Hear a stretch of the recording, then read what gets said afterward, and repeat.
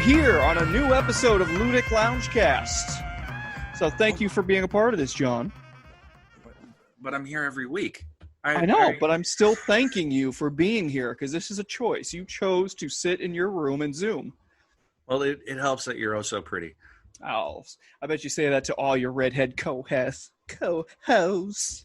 Well, yes, that is true. But this is also the second YouTube exclusive. Not as exclusive because we're going to do the audio one anyway. We're going to be on YouTube again with this. So, we're very excited and very pleased. And we're going to try not to have any technical difficulties this time around. That is the hope and the plan. It did leave us to have some very fun editing challenges. By you. We, I mean Anthony. Thank you. Because he pulled it off incredibly well, if I do say so myself. Oh, shit. Well, I'm a cheap date. So, Anthony. Yes, sir. We've got a special thing to get into this week. What have we got this week? Oh, boy, John. What don't we have this week? We are going to talk about today loyal Ludic loungers and maybe some new folks out there if you're joining us. Thank you. Every Ludic Loungecast is somebody's first. Absolutely. Like so believe. So we were fortunate enough, John, to get an advanced copy of a new comic for Image Comics called Commanders in Crisis. That is correct, Anthony. Here at the Ludic Lounge, we'd like to give a big thanks to co-creator and writer Steve Orlando for including us in the Guerrilla social media team to get the word out with this advanced review. So thank you, Steve. We greatly appreciate it. And we hope our review does your work some justice. Absolutely. We sure hope it does it justice because this is such a great first issue into a new world, into a new cast of characters that I am so excited to see unfold. I'm so excited to see where they take this world, where the story goes, where the narrative goes, the character growth, the character development. Because, John, one of the things I really much enjoyed in this first copy, this advanced issue we got, was just the characters in it. Yes. So why don't we start there, John? Yeah, just with like a character breakdown and a little synopsis of what this little story is about. Absolutely. That I can do. All right, ladies and gentlemen. So, if you are familiar with superheroes, the Marvel Universe, the DC Universe, this should feel a little at home, but it's going to be a little different. We are joining the Crisis Command, a group of superheroes who may or may not seem a little familiar to you in some regards. We have certain analogs, but these are all new, all original characters doing their all new, all original things. And they are gathered from across the multiverse. Absolutely. And what I loved about this is, and again, in the first issue in the introduction that we're given by Dan DiDio? Dan DiDio. Dan was the former co-publisher of DC Comics. I believe he was executive editor for the longest time. Dan recently was fired from DC, if I recall. But he left DC not too long ago. But Dan was in part had a guiding editorial hand on a lot of DC for the last 20 years. He was the chief architect for the New 52, along with his co-publisher Jim Lee, who's still with DC. So a lot of the big events from Infinite Crisis to Final Crisis and everything in the New 52, was under Dan's co-editorial gaze. And he's a big DC fan, and a lot of what is going on in Commanders in Crisis is, I think it's going to be homaging a lot of the multiversal stuff that we've seen in superhero stuff. Absolutely. But I think more than anything, Commanders in Crisis is leaning on the DC analog connection. You see that with the references to the change in sky color. Here it's violet, and DC, whenever there's a crisis, the skies turn red. Yeah. And that's when shit about to get real. And speaking of stuff that's about to get real, the reason I bring up this introduction, and you as you always do when it comes to comic books, John, dropped your knowledge down on this podcast, on our loyal listeners, is one of the things he mentioned that I picked up on that I made me sit and pause before I even continued into the comic was that he says that think of how hard it is to create this kind of a multiverse while multiverses diverging with characters you already know, right? Your Supermans, your Batman, from the Marvel side on Spider-Man with the beautiful Miles Morales movie we just had. Yes. Think how hard it is to do it with this known character and known quantity. Now amplify that, and again, I'm paraphrasing here, but now amplify that by exponentially. I won't even give you a number for that on characters that you don't know, that you're trying to just introduce to the public, trying to put it out in the comics cosmere, if you will. Yeah. I mean, yeah. And I think, Steven, his artist David Tinto and the rest of the crew here are up to that challenge. I mean, they come up with very exciting, interesting characters. Anthony, you want to get into the breadth of what we have on table here with the Crisis Command themselves? Absolutely. So one of the main characters that I want to start off talking about, John, is I want to talk about Prize Fighter. Yes. Now, he is very much in my head, he was a Superman analog, seeing as, he's in a circus fighter, circus strongman kind of type look, even though he's bare armed, but he's got the chest. It looks like, he's got the belt. He looks like he could belong in a circus, which, for those who are curious about a little comics history, that's why, Superman still has the underwear outside. It's, from way back when the circuses still existed and you had, strong men out there, that's more or less what their outfits look like. So in visual terms, by putting, these superheroes in outfits like that, it's meant to convey, these are strong individuals. Yeah. Now, John, Prize Fighter's look, and again, this is just a credit to how beautifully illustrated and beautifully colored. Now, forgive me for not knowing the proper terms, but I'm learning as I go along. So, Prize Fighter's look reminded me so much of Superman from Young Justice, or Superboy, from Young Justice. The animated TV show of the mid-2010s, roughly, if I'm getting my time frame. It's still active, thankfully. Yeah, actually, it's very much is still active. It reminded me a lot of that character, black hair, Caucasian, short sleeve shirt. But it was that mixed with a lot of, like, Golden Age, or even maybe further back than that, kind of like, at the time, Captain Marvel, but now Shazam, his look, the cape, how the cape flows off the shoulder. So it's paying a lot of, in my mind, homage to those old, huge character superstars of yore when it comes to the comic book world. I agreed, and his power set is just as equally as an homage to my opinion. He's a bruiser, he's a brawler type, so, and his powers are dependent on how strong the crowd hopes he is. So it's leaning into the showmanship, I guess, side of what being a hero would be, or what being, a person in the public eye as a sports figure, because I imagine it's a little bit Muhammad Ali too. And I'm glad you brought up Muhammad Ali, because Prize Fighter's look, he wears essentially looks like a prize fight belt. Yeah. Now, John, you and I being lovers of the boxing realm, I know it tickled me, so I must assume that it tickled you so much seeing this for the first time. Oh, absolutely. It's fun. That's what I think I got most, is that he feels fun. It's just, you get that, you're going to get a knockdown, drag him out with Prize Fighter. And I hope that's something that this series is going to lead to, because, you can't give a character like that, the thought, or let me rephrase. It's more, you can't give him the setup to be a big fighter like that and not give him a big fight. Exactly. Exactly. Because, and again, we're going to not spoil this, folks, because we want you to actively go out and pick up this comic when it releases, when it drops this October. So we're not going to spoil and say, what fights do happen or do not happen. But the fights that Prize Fighter is in this issue, it just seems so minor because, again, he's just like smacking dudes around like they're nothing compared to him. A la Superman, if you will. How Superman's always having to treat the world as a cardboard box, essentially, a cardboard cutouts. Now, Anthony, there are some things about Prizefighter that you want to talk about, and I'm glad that you brought up how careful Superman tends to be. Do you think that applies necessarily to Prizefighter? Because there's some things that came up in our off-mic discussions that I think would be probably relevant to that.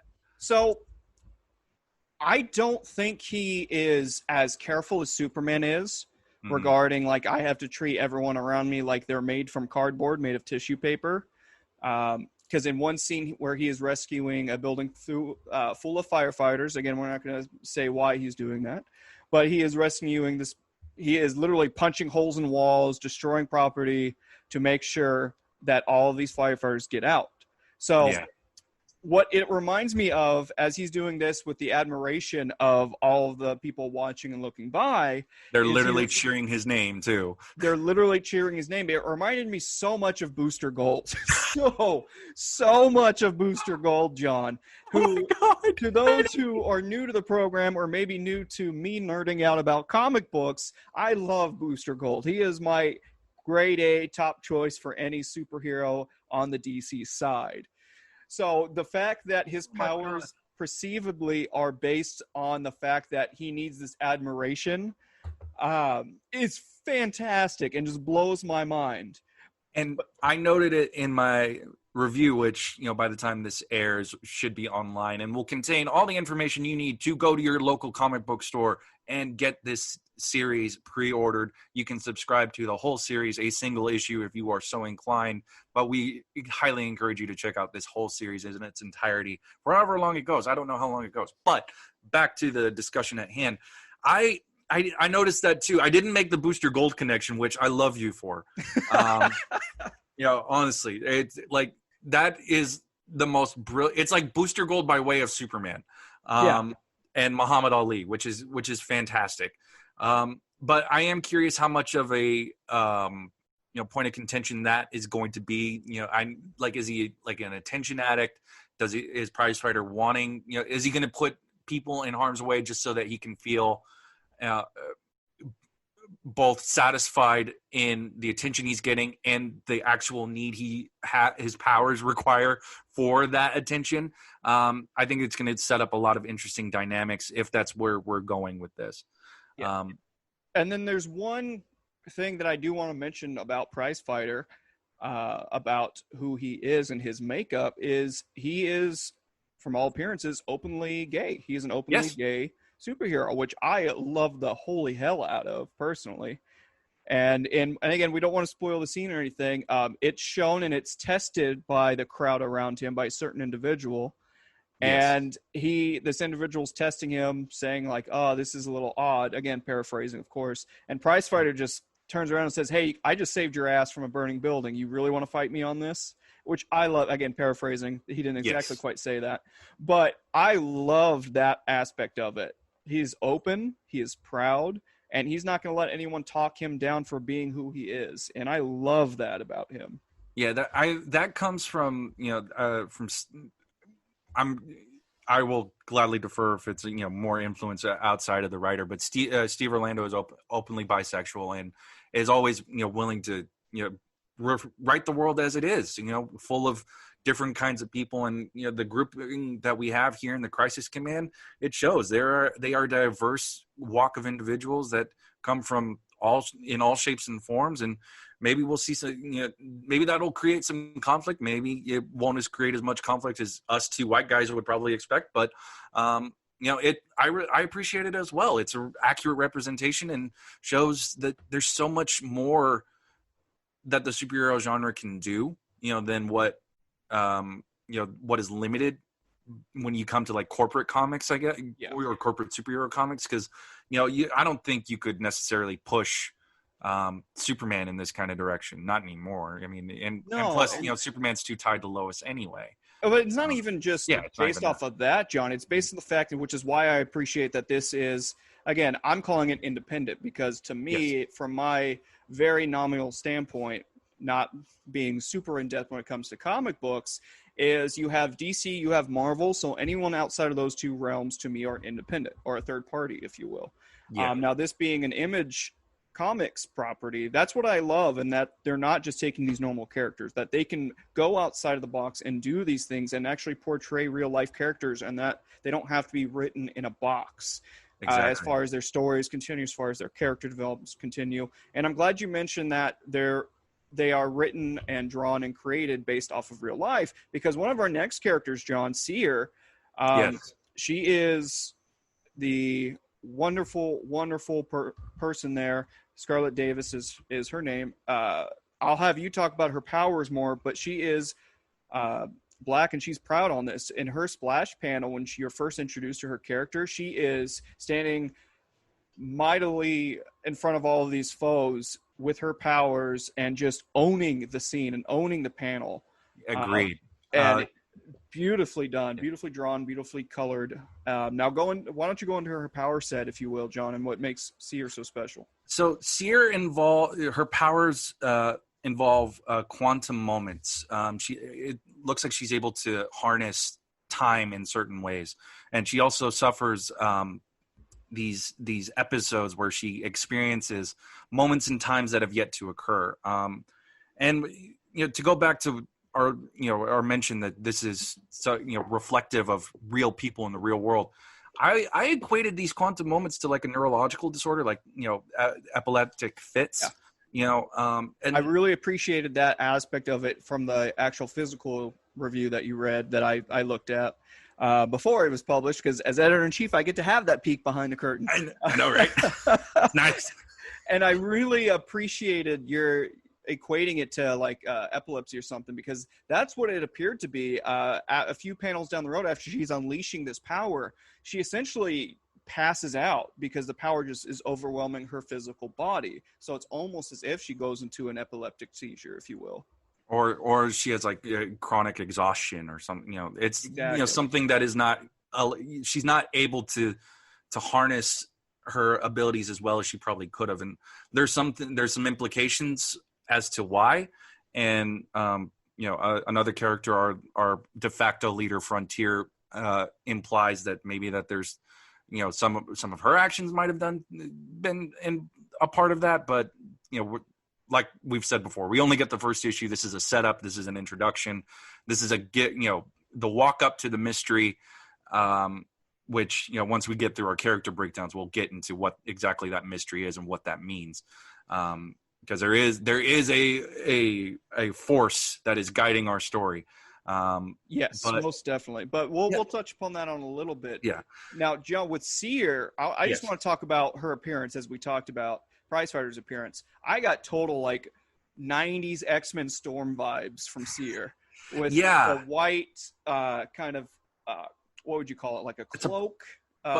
She's not. She doesn't have a cloak. It's just a white and gold bodysuit. Yes.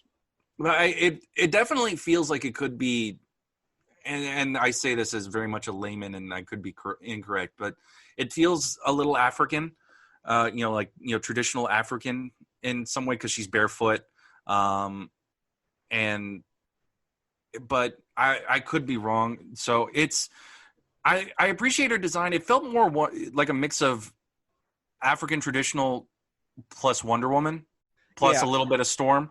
I definitely think that there's more of a connection to Storm in some ways, but I mean, to compare, I had a hard time with Seer because I feel like we don't get too much into her as a person, but we deal more with her abilities and what those are doing to her. So, I definitely want to see more of the quieter moments with her, just beyond just talking shop with her colleagues, which is something that I feel like, isn't given to us at this point, but later issues are likely going to improve that. But here's the thing, John, and you just mentioned it, like it's a nice, beautiful little taste because it's making you want more.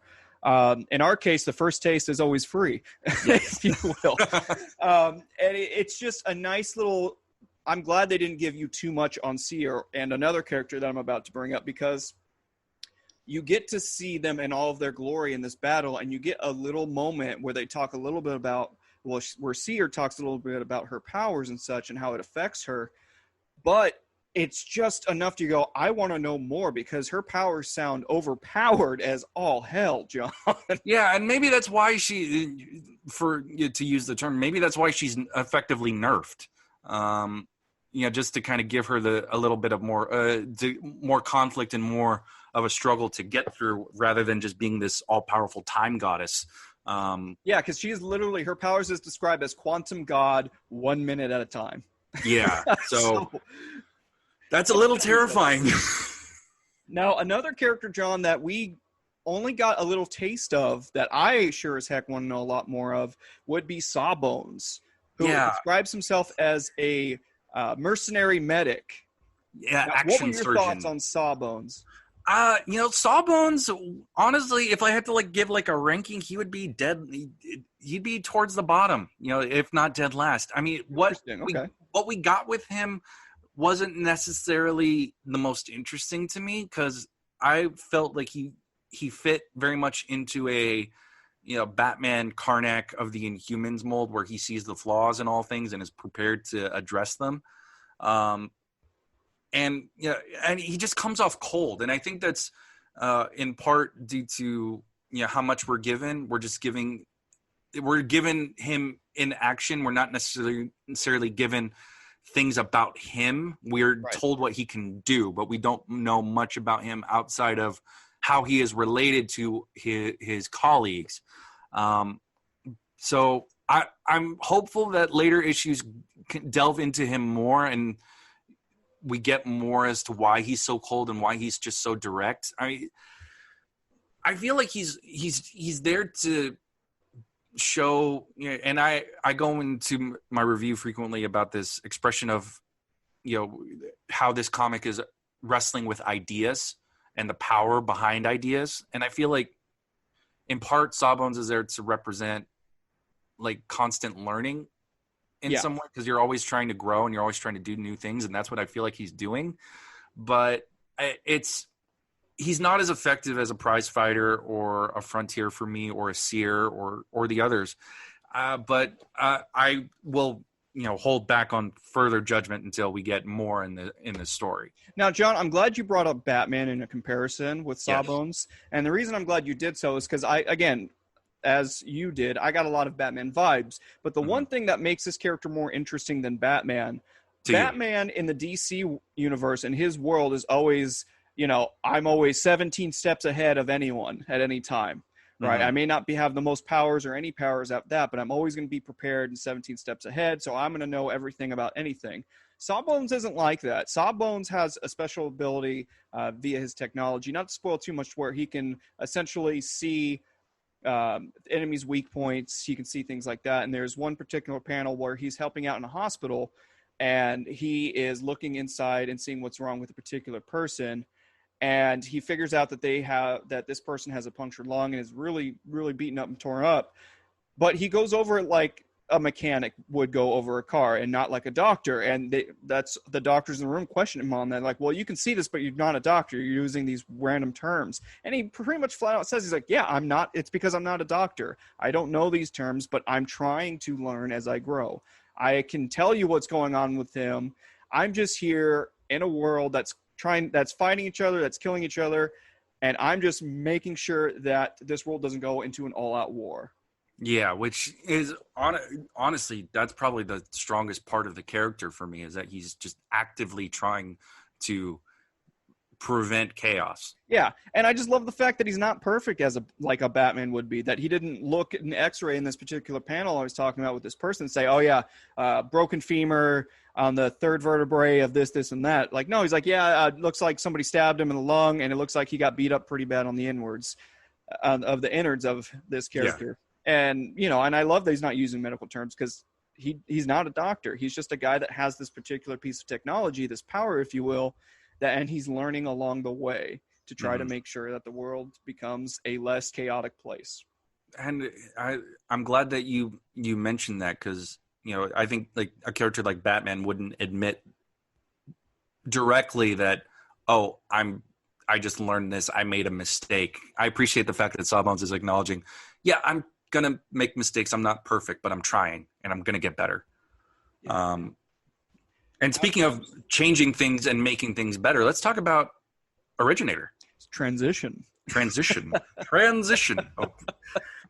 Because, I mean, it's in terms of making the world better, she can objectively do that with her powers, at least for 24 hours. So another one of our teammates is a woman named or a hero named Originator. I don't have her real name in front of me. Anthony, do you have that? It's Sumaria Shamsi. She's Pakistani, right? Yes, she is All Pakistani. right. And again, speaking of the diversity of this world, of the their team, their cast of characters, which I appreciate and love. It's not all 17 white dudes and one white woman, and they just so happen to be this League of Justice. No, they're a very diverse group of people because the world is a very diverse place in itself. Yeah. So kudos to the co-creators of this book on that. I agree. Now, Originator's powers allow her to alter reality through the creation of new words, for 24 hours. So she can make up a word and have intent behind it, and then that word will alter all of reality in that specific context for 24 hours. And this is a good example of where the art team comes into play here, because when we see there's a lengthy scene where Originator's out of costume and dealing with a personal friend who wants her to use her powers in a very specific way to benefit the friend. Mm-hmm. And I really appreciated the character acting there from artist David Tinto and the rest of the art team, because she's very controlled, very measured. She doesn't use contractions in her words. Because she understands the cost of what's going to happen. Even if it is temporary for 24 hours, changing reality by presenting an idea like that and altering in such a dramatic way can be dangerous. Yeah. And she's challenged on that because her friend, I like to say quote unquote friend, because if she was a true friend, she wouldn't be being that crappy to her. However, her friend is sitting there saying like, oh, you're so cold, you're so monotone, gosh, don't you actually care about anything or anyone, my life, or care about my life?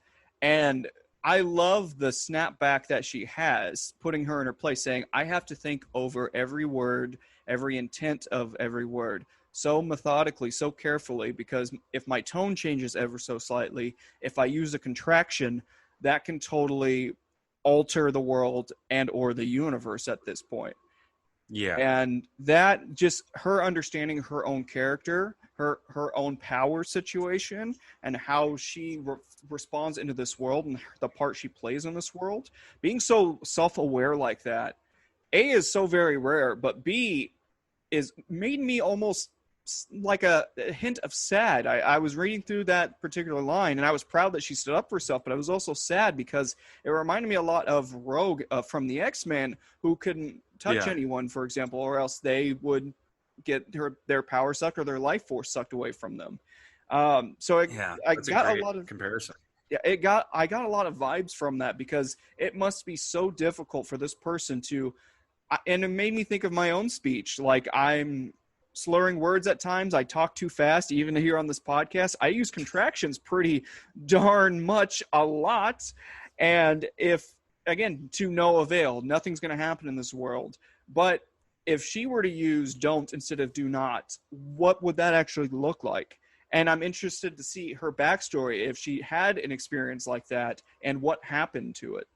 And maybe we'll even see that in future issues. The world may know. And before we move on from Originator, John, I want to talk about a couple different things. How Originator was used, her exposition was used in that same scene we're talking about.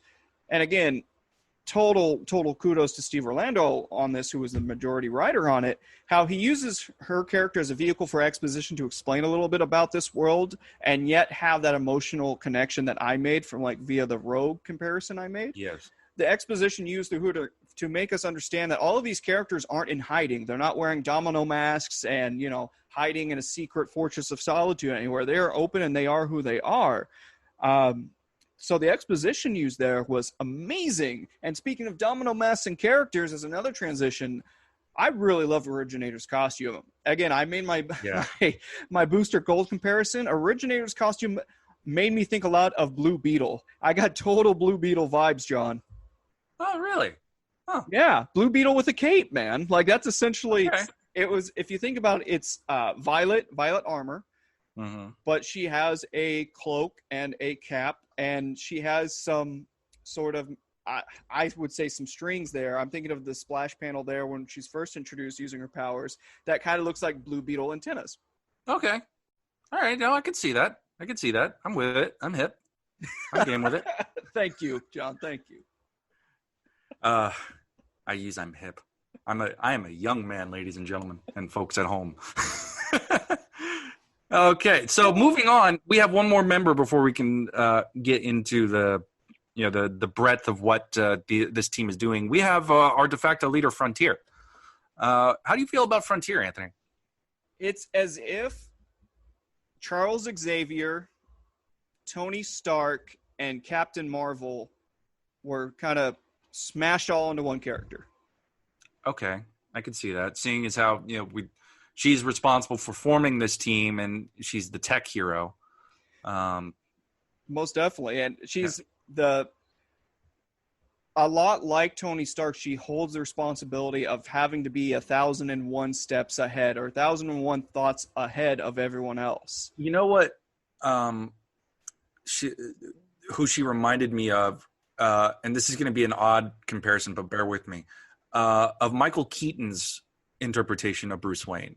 And I'm taking this a little bit from Kevin Smith, because I really appreciated that description of it. But Smith always described Keaton's Bruce Wayne as distracted, as, always thinking about something else and not really being in the moment as Bruce Wayne, and is just a little bit off, just because his mind is so preoccupied with everything else he would rather be doing or has to be doing at that moment. And that's what I got from Frontier, is that, like you said, she is 1,001 thoughts away, so much so that she's not even a proper field operative and leaves that to the rest of the team. But, she's dealing with, tracking down the next crisis and what that means, and dealing with the various mysteries that would likely involve that crisis. So that's where the Keaton comparison comes to me. They're both equal amounts of distracted. But she's very the difference being is that I think she's able to bring it back home in the moment. She's better in the moment than I think that version of Bruce Wayne would have been. Yeah. No, I agree. And that's a pretty good comparison and assessment. And I didn't even think about that aspect of it, which is why I'm glad we're both doing this. I know, right? Myself. But one thing I want to talk about that, again, going back to the costume design, that I think David Tinto gets credit for, is I got a lot of like Metroid Samus vibes.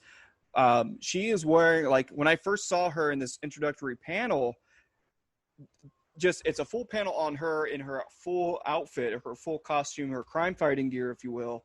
And I could have sworn if you just give her like an arm blaster, it's like Samus, man. Like it. Yeah.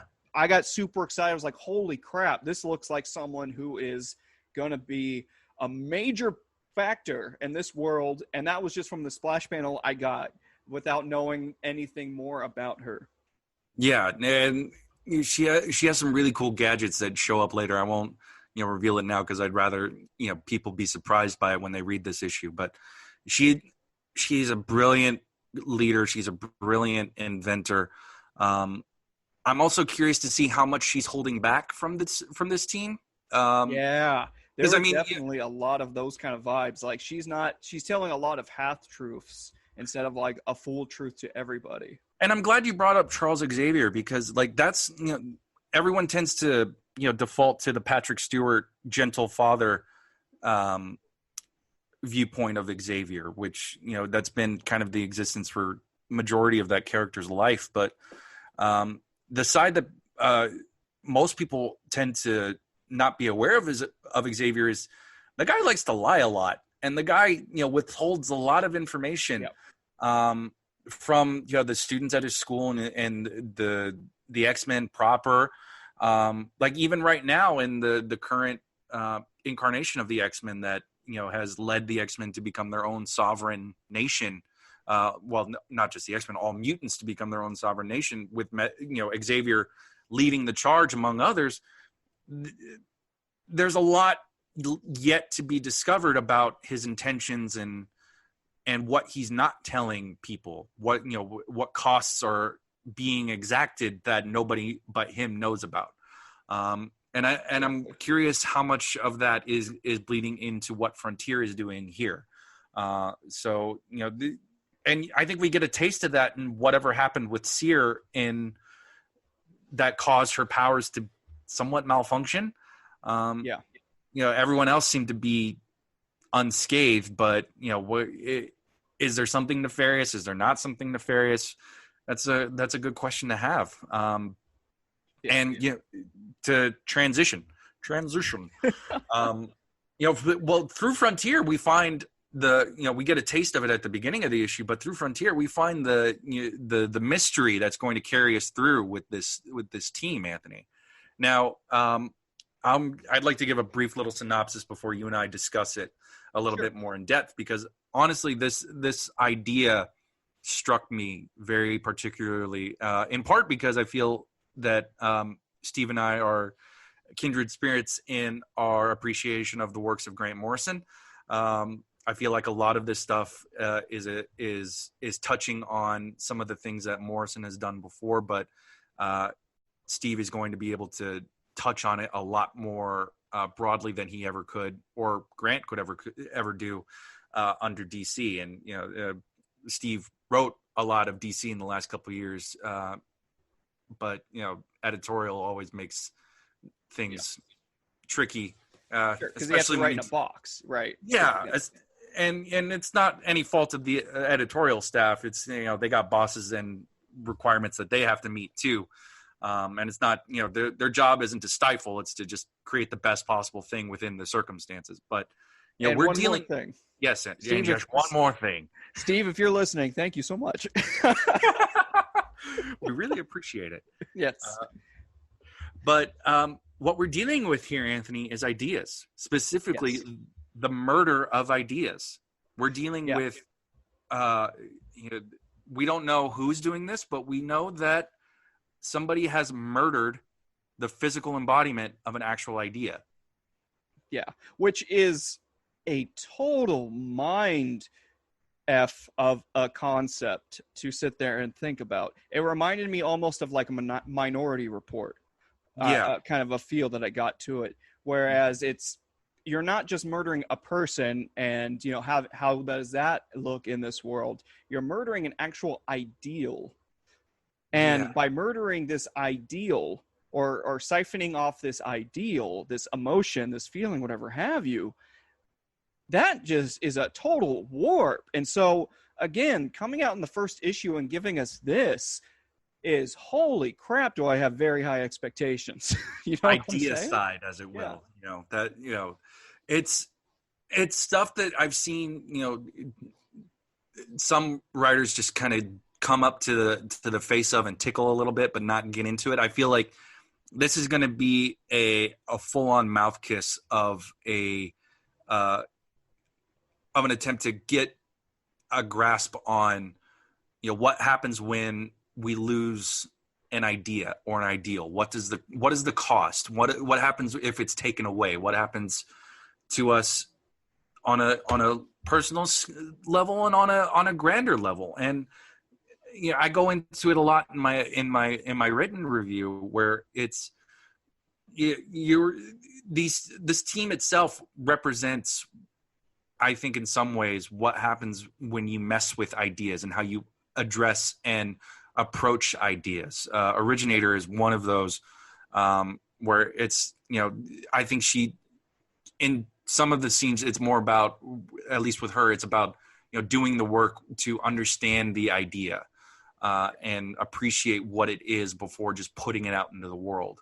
Because that's dangerous. If you put out something that you didn't create and engage with on good faith or, good understanding, and you're putting that out into the world, what is that doing to the people who also engage with it? That's perpetuating it. And that's, if it's something bad, then you're perpetuating bad. And how does that bleed out into what we're doing into the world and how we address other people and how they address other people? Fascinating to me, utterly fascinating.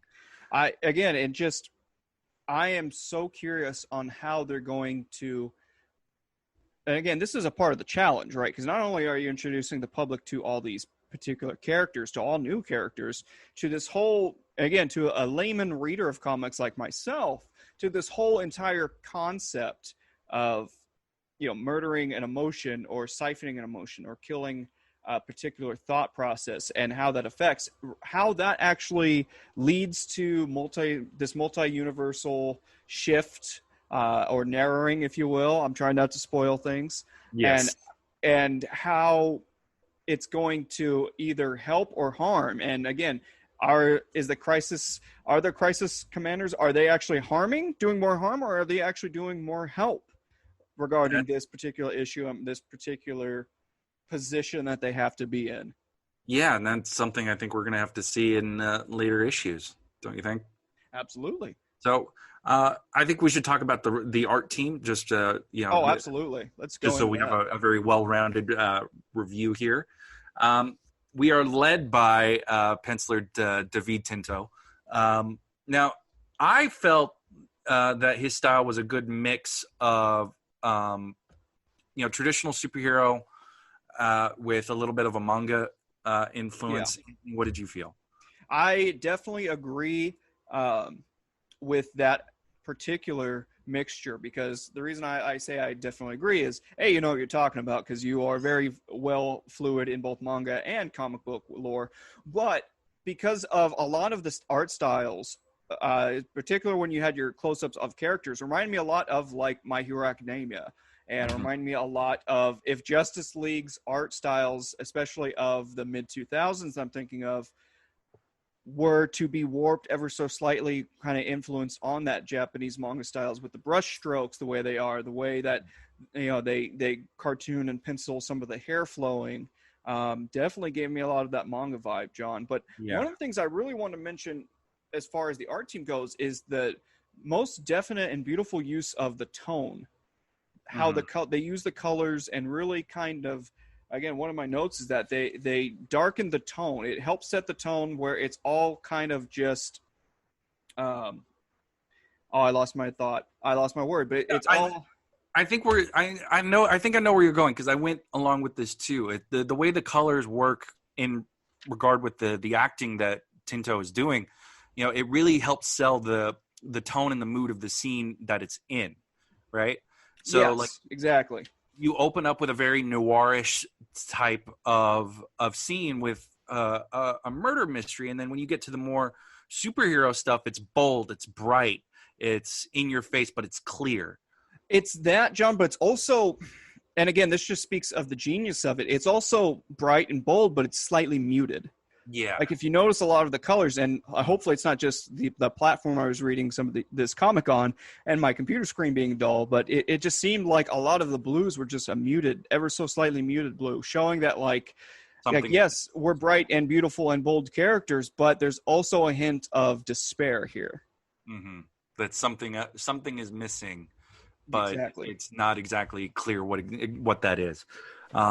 Yeah, and we're talking about the colors without mentioning the colorist, who is a very talented young woman named Francesca Carotentuo, who does honestly great works. The mood that is set by the colors in each scene, honestly, are really, really well done, and it jumps between various styles, from noir to very clear-cut superhero stuff to very warm dialogue scenes. To mixtures of all of those. So it's honestly great work. And to bring it back to David's work, I really appreciated his character acting. Because there are moments where the expression on certain characters. I'm thinking particularly of a dialogue scene with Originator, where he really captures her feelings in those moments. And, you know, as cold and monotone as, you know, some people might see her, she is anything but, and you can see it all in her face, which I really appreciated. Yeah. And again, just this art team. And again, I wish I had the wherewithal to give particular kudos to where this person starts and where this person stops. But I'm learning as I go along, just like with everything else. But again, just the attention to detail, John, that you mentioned. One of the opening scenes is in front of what appears to be like the U.S. Congress, the U.S. House of Representatives, if you will. And just the tone that's set of how things are shaded. Like there's an American flag draped in the background. And again, this isn't going to spoil anything at all, but there's an American flag draped in the background of whoever is speaking in the House or the Senate, wherever this is. And if you notice the American flag, it's, again, I mentioned the use of mute, right? It's very muted. It's not a bright, shining American flag that you always see waving and wandering. It's very mute, and which fits the tone perfectly of what they're discussing in this particular session of Congress and what's going on in the United States of America at this point in this world. I couldn't have said it better myself, my friend. So well, you could have, because I think I just rambled and stumbled and a lot of ums and uhs later. No. You made a very good point. Don't sell yourself short. I think with that being said, we can bring this on home, Anthony. Final thoughts for Commanders in Crisis #1. Oh, God. Final thoughts for me, John, is just if I had to sum it down to literally one word, it's just wonderment, if that's an actual word. I think so. If it's not, Ludic Lounge just created it. Or the originator made it up for you. There you go. So, wonderment. And the reason I'm using that word and going to play off of that word is because, again, wonderment from the aspect of, wow, they're really setting on this venture of all new characters. So having to have the trouble of creating this into all these characters with all of these deep backgrounds and all of these deep and diverse backgrounds and what they're bringing to the story. But now they're throwing on top of that the added challenge of a multiverse and an added challenge of, okay, so what does an enemy or an antagonist, if you will, look like in this kind of a world, dealing with the multiverse, dealing with all of the story beats that are happening in just a single issue alone. And again, a lot of people would have failed at this. I know a lot of writers and creators out there would have failed at this idea, but just to have the forethought of how to set up this world, how to create this world with the beautiful use of exposition that they use to describe the world, to describe what's going on in the world, to describe what's been happening in this said multiverse, and using that exposition via the vehicles of the actual characters themselves, the superheroes themselves, while still, again, because it didn't have enough challenge, John, while still putting it in addition to trying to describe who these characters are and where their character development could be. So it's just wonderment to me. And I am so looking forward to this issue fully dropping and all of the other issues coming out. And I would, if Steve and the other creators of this world would have us, I would love to just do a book-by-book breakdown on all of this and where it goes. Very well said, Anthony. Thank you. As for myself, I'm in agreement with a lot of what Anthony said. For me, this felt like the culmination of a world where we are so used to superheroes and what they go through. For me, having to go through, having read, and experienced a lot of the stuff that I feel like this book is referencing, it felt like the ultimate toy box in some ways. Like, and I say this sitting under, a mountain of action figures where it's just DC and Marvel and everything in between, just all working together towards one big, goal. That's what I appreciated most about Commanders in Crisis, is that it felt like, we're putting all the toys in the toy box and we're saying we're going to do whatever we want with them. And we're going to deal with it with big ideas, and we're going to deal with big emotion, and we're going to do it with, fun and style, but, and it'll get heavy, but it'll still find a good balancing point, which honestly reminded me of all the best DC stuff that I loved, as I was developing as a big comic book reader. I think the art is astounding. I think it is, an easily digestible,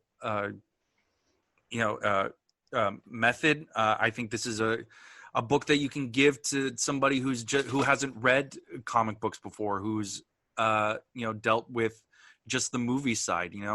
It's you can give this to a manga reader, and I think you'd automatically get their attention because it's unique enough to stand apart from its superhero, forefathers. But you greatly appreciate it even more the more familiar you are with, the big DC stuff and the big Marvel stuff. I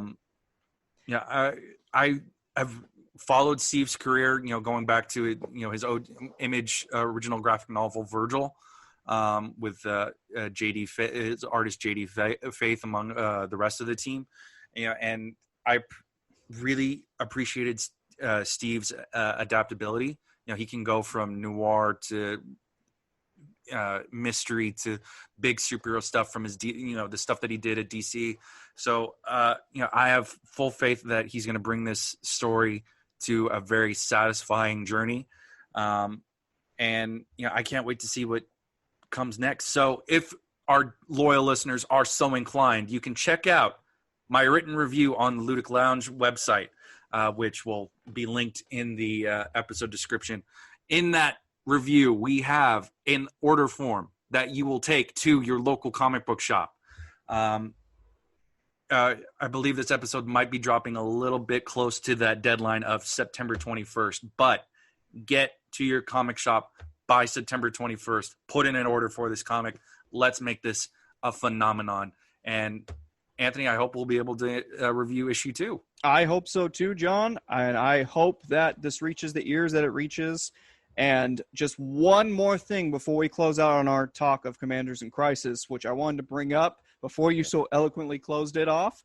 But, John, I wanted to just talk about how diverse this cast is, how diverse these characters are. And I know I already touched upon this, but it's even through little things that I appreciated that you wouldn't think of, like Steve's use of Latinx or Latinx instead of Latino or Latina. That's something that didn't have to do, right? That's not something, but it's a choice that was made to show how conscientious this team is being and how open and creative and how much they care about putting in people of color and people of other socioeconomic status into this world. And I want to applaud that. And I wish I would have said that in the beginning half before we so eloquently closed it, but I appreciate that. I love that. And I'm looking forward to seeing a lot more of that inclusion in the future of Commanders in Crisis, John. I think that's a better way to end it myself personally. But on that note, we can move on to our regularly scheduled programming, which is more of our usual horse shit. Now, for those of you who are new to Ludic Lounge and Ludic Loungecast, if this is the part you're tuning out, we want to say thank you. We want to say that if you like what we're doing here, we have a plethora of episodes of Loungecast, amongst other things that we are doing for the Ludic Lounge.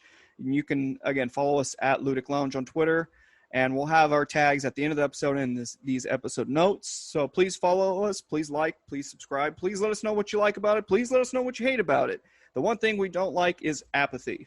Let us know what we're doing. Yeah, let us know what we're doing right. Let us know what we could be doing better, and let us know how we can serve you guys, the public, our loyal Ludiac Loungers, as I so lovingly like to refer to you all as. Let us know. We like words and critiques. That's just us. That's just us. But how you been, buddy? Oh, I've been good, man. Like, I loved reading this comic. It started really giving me that itch to really go back into comics again. Yeah. Because as you know, John, like, I've been hot and cold on and off. Typically, I only read like one book and like a completed section of comics, like New Frontier or Batman Year One or Dark Knight Returns, and that's typically my exposure to comics. Yeah. It's kind of brought back a little bit of that itch, though. So I was really glad to really feel that again, to see like the wonderment, as I so eloquently put a little bit ago, what that looks like, what the media of comic books can actually enlighten in life. No, I agree. And I think you touch upon the thing that gets in the way of my fiance actually reading a lot more. Is it's just like it's so difficult where to pick up and start. Yeah, exactly. Yeah, and you get certain things that are easier to do that. Like all the ones that you mentioned are great examples of that because they're just they have a beginning and somewhat of an end enough that you can feel like you were contented at the end of that particular story. But to go on from that, it gets trickier because then you're dealing with probably 20 years to 20 plus years of continuity and trying to figure out where the hell you were or in relation to where the character is now, and that can get complicated and frustrating. And I totally get it. I try to make it for people who come to me with asking where do I go for comics if I want X, Y, and Z, like, or if they want to follow a particular character after seeing a movie or a TV show. I try to make it as easy as I can to kind of spark off that interest. But it's tricky. It's very tricky. Yeah, they don't make it that easy. And by they, I mean the corporate side of comic books. And again, because at the end of the day, it is a business. Yeah. And I understand that, and I totally get it. But it's really hard when you're reading a comic. And again, I'm thinking of myself buying comics back in the day, and I would just buy like Spider-Man, edition 500 or whatever like that, whatever have you. And again, I'd want to know where that story continues, where that story goes back on. And it was nice every so often you see, after a dialogue bubble, they'd have like see issue 199. Yeah. Which is fine, which is nice, but it's also, I miss the Stan Lee approach of every comic is someone's first comic. Yeah. And some people do, sometimes some series still kind of maintain that, but it's just the way it's digested now, and the audience, the way the audience is so fractured, it's tricky to even do that anymore because now it becomes, well, most readers would say, oh, it's a chore to go back to see Spider-Man 191, even though say whatever issue you're reading is still essentially standalone. And 191 adds an additional detail. It's tricky to get somebody interested enough to go back, Yeah. And then those people who are interested enough to go back, especially with, unfortunately, like the comics shrinking kind of the way they've been due to COVID and due to other factors, the print media in general, it's out of circulation now. Yeah. Now 191 has been out of circulation for the past 20 years. And so it's, where am I going to find this if I actually am wanting to go back, if you will? Well, it helps that a lot of the older stuff is getting digitized. Yes, absolutely. I agree with that. It's like I think the best resources if you're a superhero fan and looking to get more into the older stuff. Marvel Unlimited is great for this because they have 20 plus thousand comics ranging from the entirety of Marvel's publishing history on hand for a monthly fee. And you can read as much as you want. The DC Universe app is aiming to do the same thing, but with Warner Brothers restructuring, we don't know what that app is necessarily going to look like if it exists. Hopefully it still does, but it's still kind of up in the air. So kind of hold on. I would advise people, if you're looking to get into the DC stuff, maybe just stick to collected books for right now until the DC Universe thing settles, or just subscribe to DC Universe and test it out for yourself and show Warner Brothers and DC like that's a product you want. The businesses follow where the money goes. That's pretty much that's the truth of it. But this kind of reiterates why I was so glad to get this review copy. And again, I'm not just trying to kiss ass here. I'm really not. But to be able to get in on the ground floor of something, to be able to get into like literally edition 1 of a new world, a new realm, if you will. And again, for me personally, I'm not speaking as a whole, but for me personally, it's such a rare thing for me to find that and to be able to find that I am just so thankful. And again, now I know it's like, okay, this is issue 1. Now I know that I just have to search Mannerism Crisis issue 2 and 3 and 4. And I already know what's going on instead of having to do the runaround of 20 years of comic books history. Yeah. No, that's definitely a good point to be made, my friend. So how have you been, buddy? I've been all right.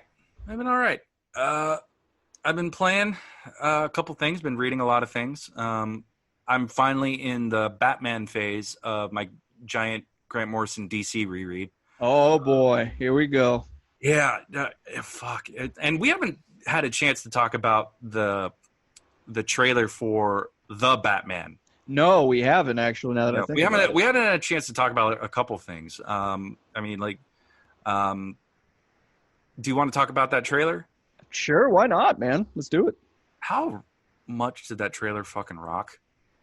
It rocked hard, man. It gave me so many vibes of a mixture of Batman Year One with Dark Knight Returns, which are two of my favorite Batman vehicles to begin with.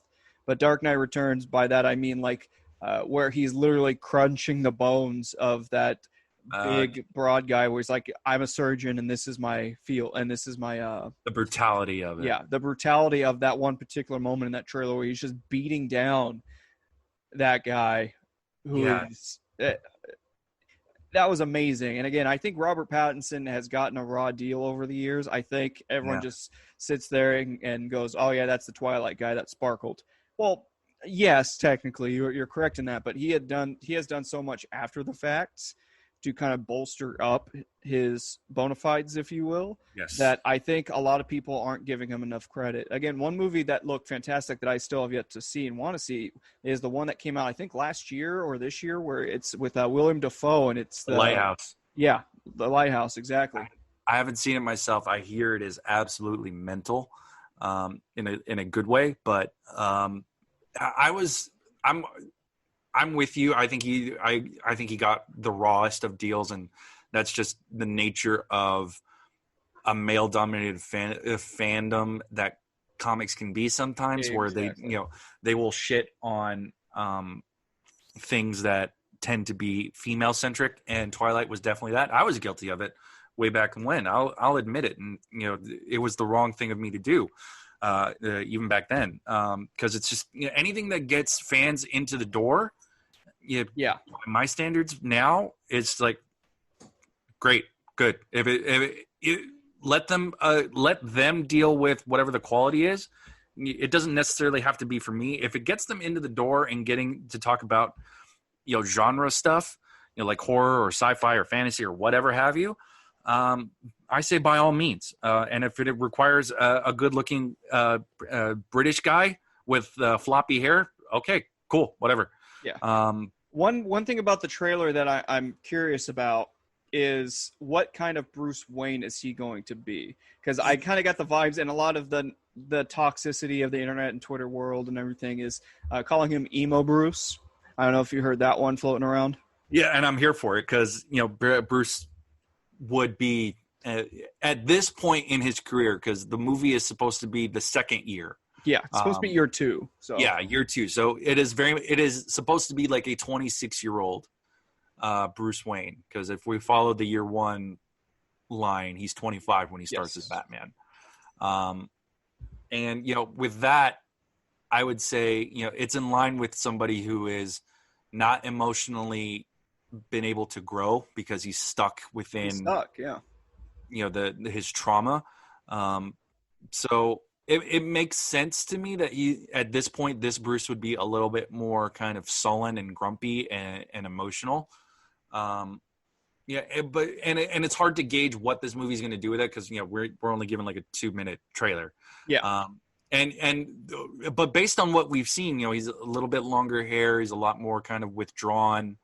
We're definitely not going to see Playboy Bruce. No. And if we do, I don't think it'll be in the exact form that we would expect it, because I think every single person who's played Bruce Wayne has done the Playboy thing differently. Yes, I agree. I mean, like, I think the ones that interest me most tend to be are where it's a little bit more practical in relation to his aspect as Batman. Because I feel like Adam West, his Batman and his Bruce Wayne are very much the same. So what he does as Bruce is meant to kind of make easier his efforts as Batman. So he's a philanthropist. He's actively donating to stuff. He's actively participating in the world, and doing things that make it easier for the citizens of Gotham. Not only, because again, a lot of people think Adam West Batman, they think, okay, it was the groovy time and Batman was a goof. I think a lot of people don't give enough credit to Adam West. And again, this is to the old man audience of us that we are. And the scene I'm thinking in particular, I guess it was the pilot episode, you could technically call it, where he's sitting there like by his mantle explaining why he's giving to a specific charity, or giving to, I think it was the Gotham Police Fund or something that he's giving to that. Like that. And he's going into why he's doing what he's doing as Bruce Wayne, not as Batman, right? He's as Bruce Wayne, and he's talking about how his parents were brutally murdered in front of his eyes. And you could just see the stoic face that he's given, that there's still emotion there. And it's credit to Adam West, man. Yeah. That he's stoic and he's just given the matter of facts, but there's so much emotion behind that a lot of people just think, oh yeah, he was just goofy and he was just, running around with Robin the Boy Wonder and Aunt Harriet and all of that. Yeah. But no, man, like it was an actual serious portrayal of Bruce Wayne. No, I agree. And I think like somebody like Keaton is more, that's where Bruce is definitely a mask and Batman is the reality for him, where it's just like, but he still does, he still does charity things. He still does donations things, but it's not an active thing he's concerned about. He's more concerned about being out there and doing He's more behind the scenes, Bruce. Yes, exactly. He's not out in the open, out in the front, Bruce. He's behind the scenes, and he's just got to sign a check and ship it off to wherever. He's not let me give you my Bat credit card. No, yeah. And arguably, I would think that like what Clooney does is what people think Adam West does. Yes. Even though I think Clooney's Bruce Wayne is the stronger part of his performance. Yes. Because and in that movie you have that emotional through line of what he's dealing with Alfred. Right. But like Kilmer, I can't even think of anything about him, to be honest. And it was just vanilla. You know what I mean? I think so. Yeah. And I think like any value comes out of his Bruce is that psychological discussion of what it means to be Batman, but it's also premised on the fact that it seems like he forgot he's doing this because his parents were murdered in front of him. Yeah. Which is weird. So it's like I'm here for the discussion of it, but it's just my recollection is that it doesn't necessarily track because he seems to have forgotten the thing that motivated him the most, which I don't know how that's even freaking possible. And Bale is just, it leans into the cover story, Yeah. Where it is Bruce. He does Bruce the Playboy, I think, the best. I think he does too, man. Like I'm just picturing Batman Begins where like he's doing the whole flaunting and he swims with the supermodel into I own this building now, that scene. Yeah. Like he did that the best, but then when he had to be serious Bruce Wayne, like when he let people behind that mask of Bruce Wayne, when he actually let people behind that, like he was serious, he was really intense, he did it really well. Yeah, I appreciated Bale's able to differentiate between those two aspects of Bruce and slip behind them so easily. And Kevin Conroy is also able to do that exceedingly well. That's why he's been Kevin Conroy is the man regardless. So. Yeah, and even though I get why Conroy and he hasn't had his best moments either, and that's why I imagine sometimes they don't choose him for certain projects because it just he probably wouldn't fit. But I think when you go to the peak of what Conroy could do with his Batman, I'm thinking like something like Mask of the Phantasm. It's very much he's able to access that emotional core. Oh yeah. And he didn't have to have a voice modulator to be Bruce Wayne and Batman. No. You know what I mean? Yeah, he arguably perfected what Keaton was trying to do with his voice, and what I think Pattinson is also doing as well. Where he's able to make a difference between who is who.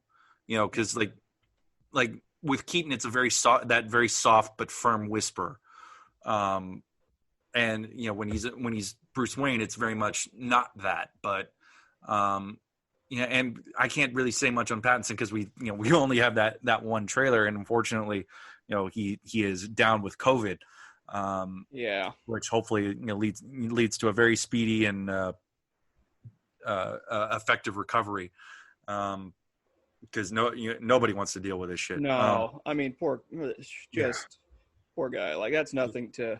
Yeah, nobody should wish on your worst enemies, man. No, and it opens up a larger conversation about the worth of entertainment versus safety, and what we're putting on cast and crews to just keep developing stuff. Speaking of crews, like what Tom Cruise is doing, he's buying a fucking giant yacht and boat, and he's making that a bubble or safe zone or whatever he's calling it. Like, dude, you're almost like 70 years old at this point. No, he's in his 50s, actually. Okay, you're almost 60 years old at this point. Like, are you really need to make that many more Mission Impossibles where you're going to buy a fucking boat and do this and film it like that? Just... Yeah. Why don't you take a break? Why don't you sit down and read a book? Why don't you pick up the first issue of Commanders and Exactly. I couldn't even finish my thought. Why don't you do that, Tom Cruise? All right. Fucking Tom Cruise. Anyway, Batman. I'm so glad he knew he was never Batman. Like, remember when that was like a rumor going around? I think. He was almost Iron Man. Yeah.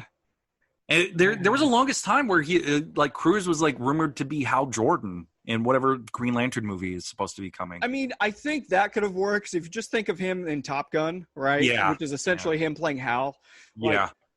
I could have probably seen it. I wouldn't have wanted it, but I could have seen it. Yeah, and I would. I think when it comes to things like that, where you're just fan casting, you honestly need to see actual footage of something going down, because I think everybody would have been, and I think what happened to Pattinson is also what happened to Heath Ledger, and what also happened to Keaton way back when, where it's just like you can't judge what their performance is going to be until you see the fucking performance. Yeah, exactly. And the fact that Ledger won the Academy Award for that performance is proof positive that you need to see the performance. And what? Yeah.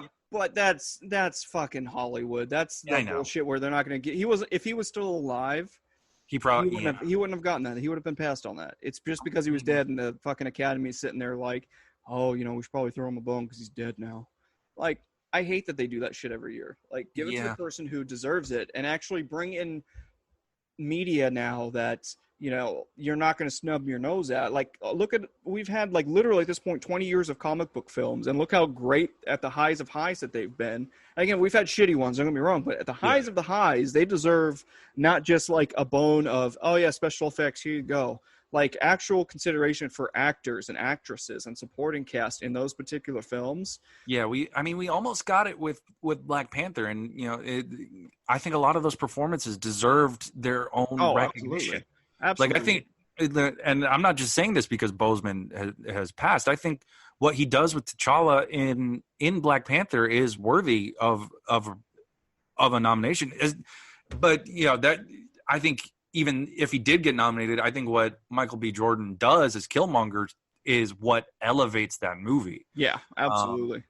On top of he is literally giving every single fiber of his being into that performance, and what he was given also deserves that amount of recognition. And the fact that the Academy is filled with snooty old farts who don't see the value in this type of entertainment. We want that's just part of the problem, because I think of course that's different than what we are, because we are snooty old farts that are not in the mainstream, but we give credit where it's due. Damn it. Exactly. Pen to the face. We're going to poke you in the eye with it and then give you a tender hug and say, we're sorry, but you need to. Sounds like my Friday night. But, however, moving forward, John. Yes. You tickled a little thought that I had when we were talking about fan casting. Yeah. What was your favorite? Because we did this many a time. Mm-hmm. Many nights were spent doing fan casting. What was your favorite fan casting that either came to fruition or did not come to fruition that you wish would have happened, or wish will happen, if you will? Oh, damn! Like the one fan cast that I would like to see more than anything. Yeah. Like one that we've either discussed on this platform or off air. Oh, jeez. Okay, I'll give you mine because I had the wherewithal to actually go through this as you were talking, and you mentioned it, and I had the time to think about it. John Hamm as Kingdom Come Superman. Fuck yeah, damn. Yeah, that's honestly a fucking strong one. I mean, like the thing about him is that I feel like he fits either Bruce or Clark at certain points. He could fit either of them. One of the comic artists I've met a couple times, and I'm a great admirer of his work, Mitch Garrett's. He draws Batman as a peak physical condition 50-year-old, and it's basically John Hamm. Yeah. And it's like he tells people, you can't tell me otherwise. Yeah. Like how else would a grown ass man have 4 different young adults be Robin, or 5 different young adults? It's just like, he's gonna be a little bit older, guys. I'm sorry. Yeah, no shit. That's the reality of it. Fan casting. I'm thinking. Because honestly, I think I just want like a wholesome ass fucking Superman, and John Hamm just fucking fits it. Like even it, like I would want it beyond just Kingdom Come, you know. And it's just like, no disrespect to Henry Cavill, but it's just like damn, man. Like I just want that fucking Superman earnestness that like the Batman is getting, you know? Yeah. Because like to bring it back to the Batman, like what Matt Reeves is doing is like he's putting in the same effort that he did on those Planet of the Apes movies, you know? And those are your damn hands off me, you damn dirty apes. Hello. I'm Charlton Heston, auditioning for the role of the Joker. Hello, Batman. Take your filthy paws off me, you damn dirty bat.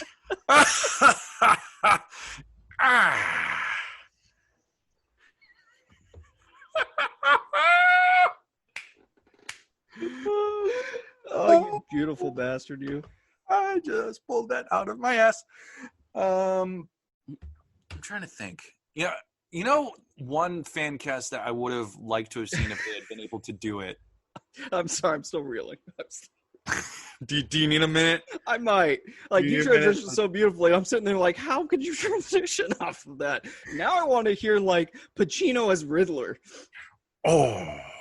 Yes, give it to me. Oh, yeah. I'm getting up on that mic, yeah. Al Pacino as the Riddler. Come on now.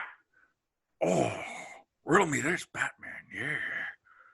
What does a man do when he's a liar, but he's dead? He lies still. Come on now. Wow, yeah. Fucked up that riddle. But I went with it. Yeah. Come on now. It's because that riddle's got a great ass. He's got a great ass. And I put my hand in front of my camera because I forgot him on film. I feel so bad for Hank Azaria in that scene from Heat where Al Pacino is just going into full Pacino mode, and poor Hank Azaria sitting there like, dude, just stop.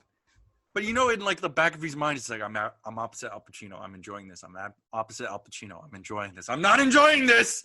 Yeah, right? At some point, you're just like, Jesus, man, easy. Oh, my God. Yeah, that's all my Pacino is just him in Heat in that moment all the time. Oh, and for those of you who are still with us, who just joined us for the particular Crisis review that we did, this is pretty much what makes up the Ludic Loungecast. Is John and I just do shit to make each other laugh. Essentially, I tee John off to do shit to make me laugh, and vice versa. And you know, we go on a lot of tangents. Eventually, we'll land the damn plane and go back to whatever the hell we were talking about and move on to the next flight. But that's usually how we roll. But to go back to the Riddler as Batman, did you notice the Riddler in that trailer? No. He was the guy doing that duct taping stuff. Oh, okay. That's him. Yeah, it's Paul Dano. Oh. What else is he in? Paul Dano. Have you seen There Will Be Blood? a while ago, but he's the preacher. The preacher that ends up being I drink your milkshake. Yep. I drink it up. I drink your milkshake. I drink it up. I can't do what's his Daniel Day-Lewis. Thank you. There we go. Daniel Day-Lewis. Fuck, why do you have to retire? Because, dude, look at his body of work. Like, what else did he need to achieve? I mean, fair. That is fair. That is very fair. Paul Dano's also in Looper. He plays... God, I forgot about that movie. Yeah. It's a great movie. I watched it. I just forgot about it. Yeah. I mean, there was once upon a time we were probably going to get a Batman movie starring JGL. I mean, he is Robin. I am so ashamed of my former self for cheering so hard at that stupid throwaway line that's given in that third Batman movie, where it's like, but you can, all my friends call me Robin, and cheer. I just remember cheering so hard, like a dummy going through puberty young boy. I was like 17 probably. We might need to do like a revisit series on the Nolan stuff just to see where it ends with us. I don't think I want to, because I mean, Dark Knight I feel like would still hold up, but it's also a very lengthy movie. It's a lot longer than you think it is. Yeah, it has 3 different endings. Yeah, which is John's model for life. Loyal Ludic is that it's a lot bigger, longer than you think it actually is. Hey-o! I'm Ed McMahon. You know what?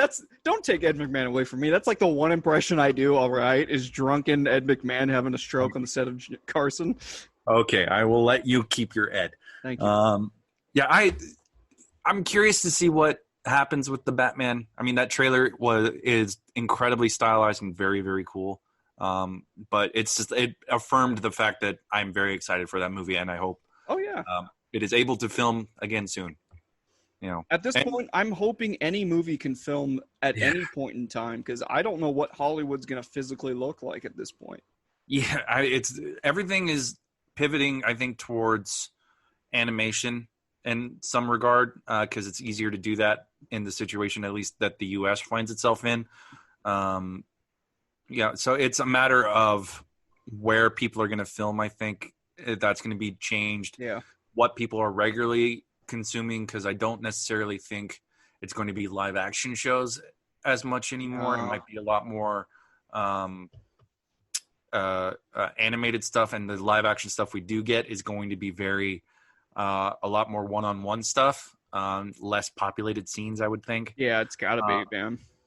So I think it's going to be an interesting experiment too, looking at movies that started filming before and then had to finish during, versus those that have to start during, and then those that were finished right before all of this went down. Right. So I think it'll be an interesting little thing to see what happens. So what you're telling me, John, is that since things are going to be more animated, you're saying that there's a chance for my Booster Gold Blue Beetle buddy cop show on the DC network, whatever that's called, and make it animated and like R-rated like that Harley Quinn show. That is certainly possible. God, I hope so. It might be on HBO Max for all we know. God, I hope so. I don't care where it's at. I would buy whatever streaming service just to watch that show. Yeah, and I'm glad you mentioned the DC stuff, because like coming out of because DC is doing the DC Fandom, which is their online event due to no physical convention. So they have split all of their DC news across like 2 different weekends and 2 different months. So, like, the first Fandom released this trailer for the Batman and for Wonder Woman 1984, which is supposedly it called Fandom or Fando? Fandom. So it's like Fandom. So like Thunderdome. Yeah, it's the DC Thunderdome, basically. Oh, I like that so much better. Why didn't they lead with that?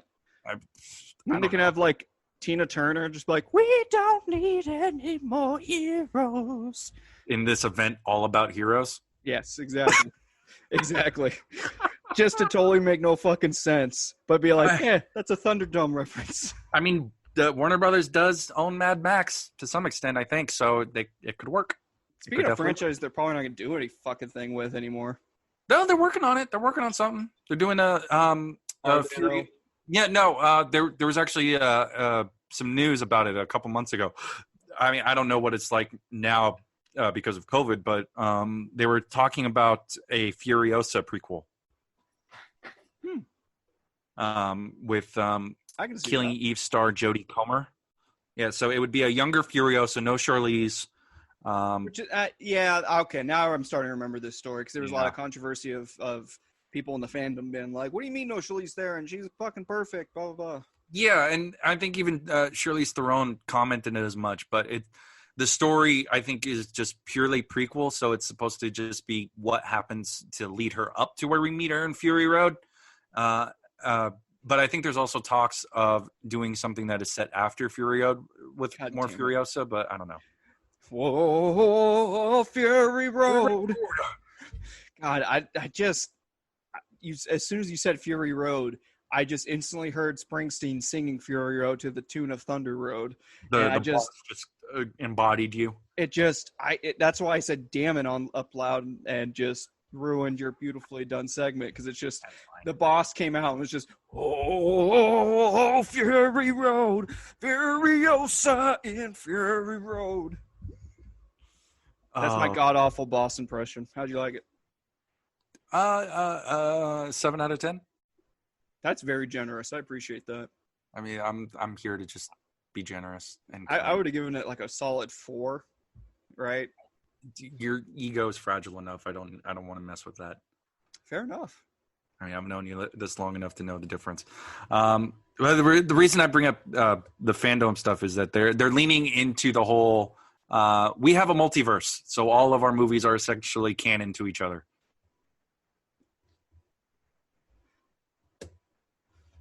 Okay. That's how we're going to get in this, whatever this Flash movie turns out to be, we're going to get Ben Affleck opposite Michael Keaton, both as Batman. I mean, that's what it's one way to get Linda Carter, I guess, back as Wonder Woman at some point. I don't know. I mean, in theory, this is a good idea. Yeah. But given the track record of DC Cinematic Universe. I mean, yeah, I don't know. The name Extended Universe makes more sense now because now they're just dealing with the fact that everybody's kind of all in their own corners. But I mean, I agree. Their track record in the last couple of years makes it a little bit untrustworthy to some extent. I mean, like Wonder Woman and Shazam, or like and take what you will, Aquaman, or the few exceptions. But I mean, it gets the Snyderites to shut up because now they have their own specific corner that they can go fuck off to. Jesus, man. Yeah, I know. It's all fucking weird. But, you know, if it leads me to get a fucking genuine ass Superman movie at some fucking point, I'm okay with it. I just want that again. Yeah, I mean, I don't blame you there. I really don't. And this kind of that feeling translates into my next topic, which is something I've been playing that just came out not too long ago. Transition. I'm Carl Sagan, and this was a transition. I don't understand how you always go to Carl Sagan for transition. Because it sounds fun when I do it as Carl Sagan. But then it turns to Kermit the Frog. This is Carl Sagan, scientist extraordinaire, and this is Kermit the Frog. Hello. Hi-ho. Hey-ho. Transition here. Hi-ho, Kermit the Frog. I'm here to transition on YouTube. Hello. Hi-ho. Oh yeah, I forgot people are going to be... Damn. That threw me through a loop. I was just saying I forgot that people are going to be watching this on YouTube. I hope I haven't been doing anything vulgar. No. Or have you? Have you though? Have you? I mean, your Hawaiian shirt is open to your navel. Any lower, it's just going to bypass your balls. I mean, that's fair. I didn't realize it was really this low. I really didn't. It's okay. I'm here for it. I'm just letting my beautiful ginger chest hair just go flowing. There you go. It'll make all the lady and men folk a Twitter. And speaking of a Twitter, you can follow us at... I'm just kidding. No, one of our celebrity guests will tell us at the end. I was thinking about doing like a serious one since the first half of this is serious. So I'm like, nah, I'm probably just going to add like do your Schwarzenegger again or your Pacino probably. Oh, yeah. I got to do the outro. Yeah, now I got to do it with the Pacino one since you already did your Pacino impression earlier. Oh, yeah. That's what I'm talking about. I got in. It was so fun. So I'm editing the Ludic Lives episode podcast that I just recorded recently with our friend of the show, Robin. So look forward to that dropping soon, folks. And I'm like, I was looking at it through all my various outros that you so beautifully gave us. And I'm like, I can't put any of these at the end. I'm like, nor should you. No. I was like, no, because this is a good conversation that we had. And I was like, I can't just have like Schwarzenegger bust in at the end of this. Hello, this was Ludic Lives. Yeah, exactly. I was like, no. Thank you for bearing your soul with us. Yeah, so essentially I was like, okay, let me do my own personal recording, some vanilla, just like, hey, thanks for joining us, folks. Yeah, that's probably for the best. Anyway, thank you for all that background, Anthony. I'm looking forward to that episode too. It was a great conversation. It was a lot of fun. It got, like I said, we touched a broad brush stroke of topics and issues. And I think it went really, really well. And I hope a lot of people listen to it. I hope a lot of people, learn some things, because I definitely learned some things.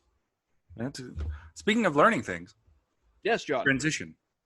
I've been playing Marvel's The Avengers. So before you jump into how you have been liking it and enjoying it, has been a lot of controversy I've been seeing about Marvel's Avengers.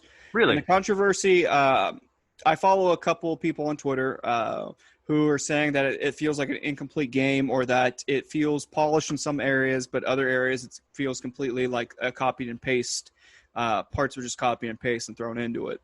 So I was very eager to hear your thoughts on it, to see, because obviously you're the only Twitter handle I trust as far as video games and comic things related, at just _John_0891. Thank you for that plug. Learning that, because that's the first I've heard of it, and I honestly was kind of coming to a little bit similar mindset. I guess I can start with the positive first. The reason I mentioned it in relation to having like pure expressions of certain characters, like having a proper good Superman movie, I feel like what this game does on a character level for each of these, I think from a character perspective, and I mean that by how these characters play. I think you could take each single character and put them with this fighting engine into their own game, and if you develop a story around that, I think you have a full-fledged game. Okay. Because each of them feel distinct enough from each other that it feels different every time you're somebody else. Story-wise and content-wise, I definitely feel like this game is following Destiny in that I mean the first Destiny game. Okay. Where, and my experience with the first Destiny was very much along the lines of what you were saying other people are commenting on, that it didn't feel necessarily complete. It felt rushed. There was a lot of repetition. And in some regard with the Avengers right now, yeah, it's certain maps and mission objectives, you have to do the same style of things. Okay. Like King of the Hill stuff, or, destroy 4 of a generator parts or whatever. And from what I understand, if you barrel through the main campaign, it's about 8 hours. Oh, wow. Yeah. But that's not like including stuff, like exploring other worlds, because every day there's new missions and new things to do. But they are a little bit repetitive. And I think part of it is also I don't know how much COVID impacted production on this. It definitely feels better than my experiences with the beta version not too long, last month. Right. They definitely learned a lot of lessons, and it doesn't feel as choppy or as like frustrating as it did in the beta.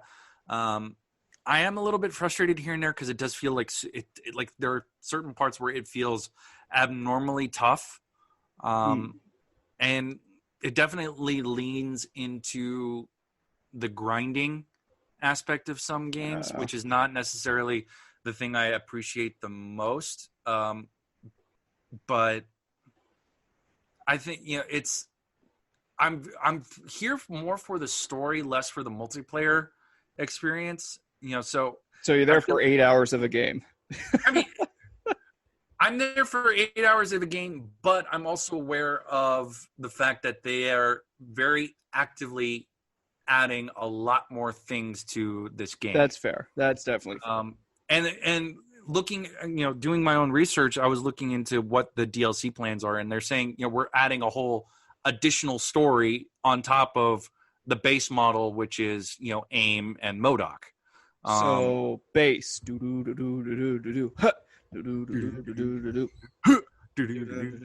Avengers. Avengers, creating more content to play. Content.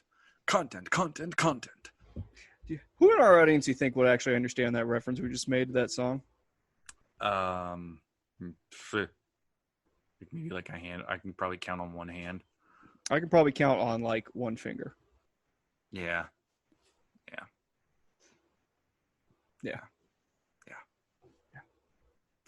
So Avengers. Yeah, I'm enjoying the game so far. Outside of the frustrations I have, certain things. I remember something I talked to you about before when the beta dropped. It felt like it's trying to be the ultimate version of what Marvel Ultimate Alliance was. Yeah. I do wish that you had the characters, swap at any time. Because once you pick a character, you're locked until you can get to the mission select section, and that's what's frustrating. That's one of the things that's frustrating me. The other is that nobody is leveling at the same time. So like I just got to the sequence where Thor just returned, and I'm level probably like 10 or 10 to 13 with a couple characters, and Thor's back to level 1, and I'm just like, damn it, Jesus, yeah. And you're like, I feel like they give you a little bit more when you're reintroduced to certain characters and they're back at level 1, so they open with more abilities, but it's just like, I would prefer that they give me the option to have, to keep it at an equal level between all the characters. That way I feel like I'm able to step up to the challenge again, rather than having to go back and just, start grinding again. So that's what's frustrating. I think what my approach is probably going to be is that, because this game is designed to be multiplayer friendly, so the attention obviously feels split than, what I would say like a Spider-Man PS4 would be, where it's just like we are making a single player experience. This is trying to be both a single player and a multiplayer experience while doing what the Marvel Games crew has been trying to do consistently, which is give you a definitive playing experience for their characters. Right. They arguably did that with the PS4 Spider-Man, because that feels like a proper embodiment of Spider-Man, and honestly, that gave us one of the best Spider-Man stories in the last probably decade. I can agree to that, honestly. I think certain things like Spider-Verse kind of takes it over, but I think it is like, if you wanted to understand Spider-Man, that game is probably one of the places to go. And when the sequel, that's Miles Morales centered comes out, that's probably going to be the definitive Miles story that's not his origin. That's just an assumption on my part, but I mean, we'll see when that comes out with the PS5. But I'm holding off, writing off Avengers immediately, because I know that, looking at the rumored list of heroes to be added, and so far confirmed are both Hawkeye's, Clint Barton and Kate Bishop, and plus Spider-Man is a PS4 exclusive. So I'm going to wait to see what those additions do to this game. And before, I just don't want to throw it under the bus, because I really do like it, despite my slight frustrations. because like where Destiny ended up after that first game was completely different than what it started as, and that led to arguably probably one of the most popular first-person shooters of this current generation with Destiny 2. You know, like so much so that like what Bungie's doing is, or has done, is just created a console MMO along the lines of World of Warcraft that is probably going to continue on. Yeah. The more the consoles evolve and crossplay becomes a little bit more common. So I don't know if I'm going to necessarily touch the multiplayer stuff. I think I'm more content to just do, just drop in, do some Avengers shit, and then, drop out to something else. Sure. Because that's what I feel like the game is built for right now. Yeah, it definitely feels like a side game, right? Something you're just like, hey, I only want to play something for like an hour and a half. Let me pop in Avengers real quick and do some grinding, do some shit, and then, okay, now let me hop off and go back to whatever else you're playing. Like, let me go back to Ghosts, or let me go to here. Yeah, I think that's fair, and I think that's a opinion that can change the more we get content for this game. So I think like once we have a picture of whatever this story post launch is, because I feel like the obvious route is that they do Thanos in the Infinity Gauntlet, which is entirely possible. And like if you like imagine telling somebody, hey, you get to play your version of Avengers Endgame. Yeah, like that would be dope. And you get to create your own team of Avengers that are going to save the world, and they're specific to what you want to play as. I think that's appealing to somebody. I think that what they have done so far is strong enough to get us there. It's just a matter of waiting and seeing.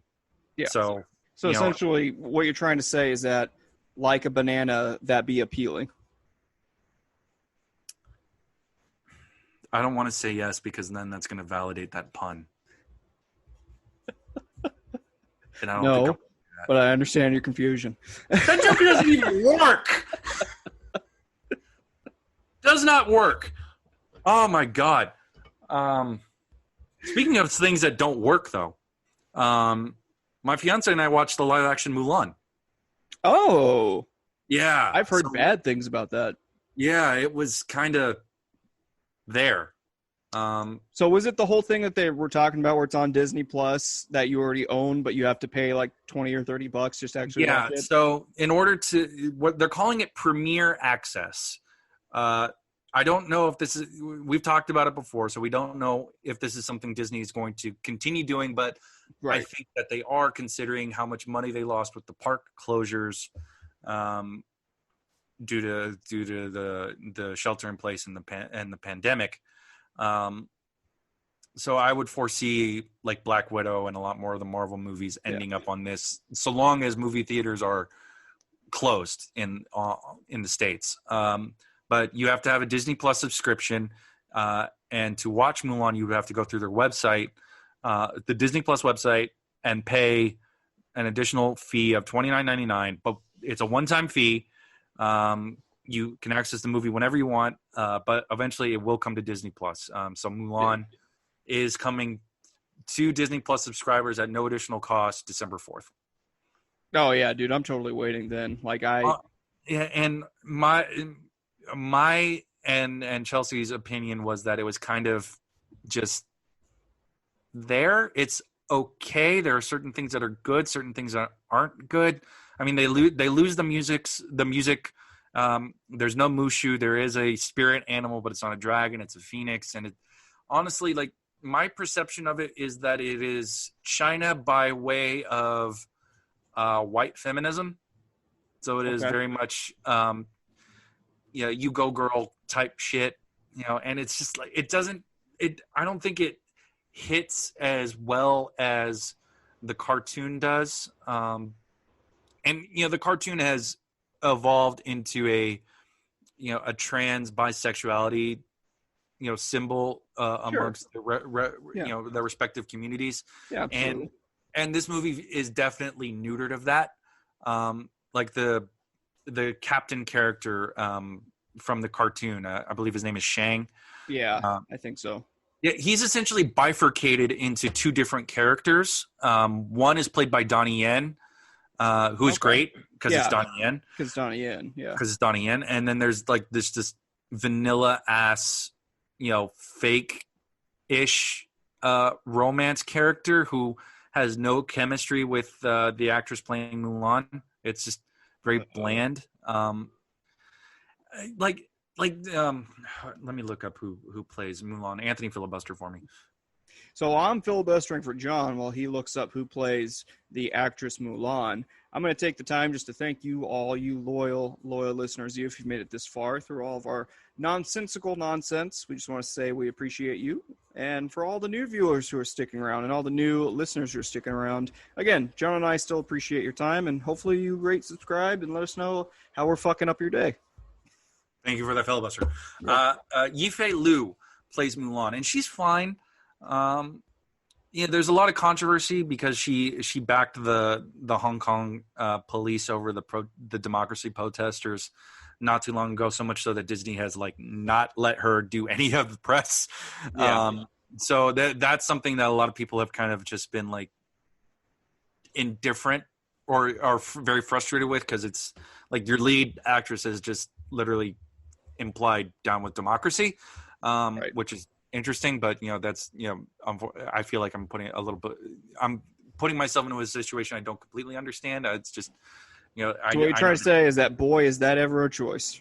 Boy, is it ever a choice, and it's all kinds of fucked up, just like this movie. There are some good things. The villain Boracon is played by Jason Scott Lee. Oh yeah, isn't that the son to famous Mongolian Shaka?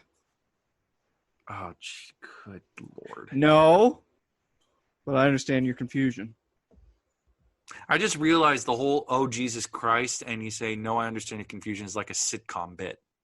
Yeah, that's why I keep doing it, John. So those recurring listeners are eventually get to the point where maybe once COVID lifts and we're super famous and we have a live show, there's going to be a room full of people and you're going to say, I'm going to make an awful joke or something. And you'll say, Jesus Christ. And I go, no. And then the whole crowd will be like, but I understand your confusion. Yeah, exactly. Oh, for that alone, I will acknowledge it because it will help your kind soul. It's all about branding, baby. All about the branding. So yeah, I think the villain was really cool. Jason Scott Lee gave a really great performance. There's also the hawk of the main villain is turned into a witch that shapeshifts in this movie. Oh yeah, I remember seeing that in the trailer. Yeah. Yeah, and I'm trying to find her name, which I will be doing in a moment because I have the thing right in front of me still. Gong Li plays her, and she the story that they give that character is pretty fascinating, but it's just like the rest of the movie, it's juxtaposed off of Mulan, who, if we look at what the animated cartoon was and the themes going into there and how it's her pushing back against the patriarchal nature of both Chinese society and society as a whole, it just kind of feels flawed because at the end of the day, it feels like Mulan is just fighting to keep her place and not necessarily advocate for change. Right. Which is what I feel like the cartoon is maybe not directly going for, but ends up indirectly going at. Yeah. But it was okay, but I wouldn't recommend paying the $29.99 for it. Yeah, no way, man. Also, Jet Li's in this movie. Really? He's the Emperor. I can totally see that. Yeah, no, and it totally works because Jet Li's still great, but it's just Jet Li's in this, cool, but it's neither here nor there because the movie as a whole just kind of flutters. Yeah, it feels like it brought up a good question between my fiance and I on when have any of these live action adaptations of Disney animated films worked. Boy, and we couldn't think of a solid answer because like Lion King clearly does not, because I didn't see it. Yeah, and it's a completely CG movie. It's still technically animated, and therefore you're just re-recording the animated film, adding another half hour, and using different actors outside of James Earl Jones.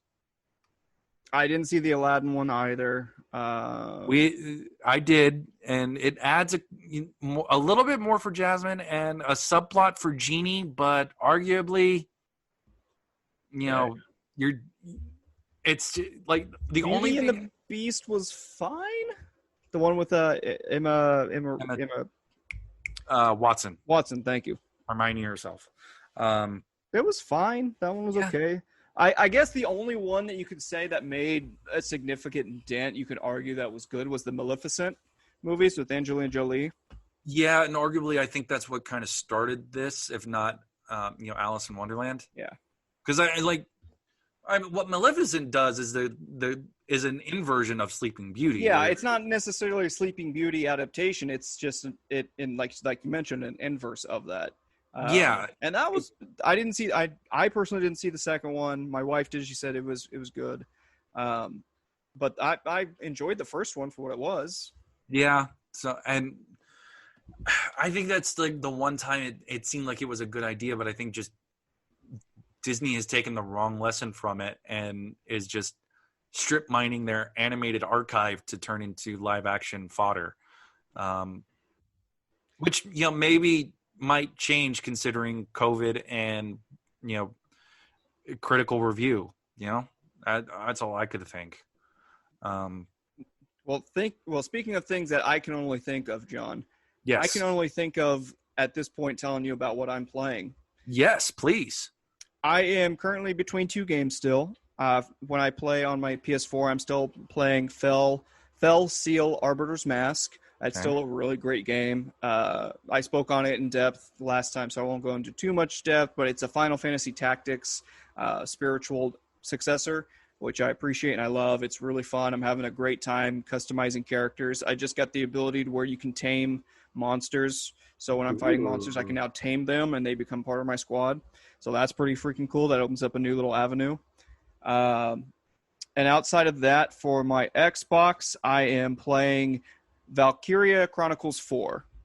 And it is a JRPG strategy game set in a alternate world, World War II. Mm-hmm. It's the continent of Europa instead of Europe, but it's essentially taking place, and you have the essentially it's a world war between the Atlantic Federation, which are the good guys, and the autocratic Eastern Imperial Alliance, which are the bad guys. That's your Nazi Germany to the freedom fighters of the West in World War II.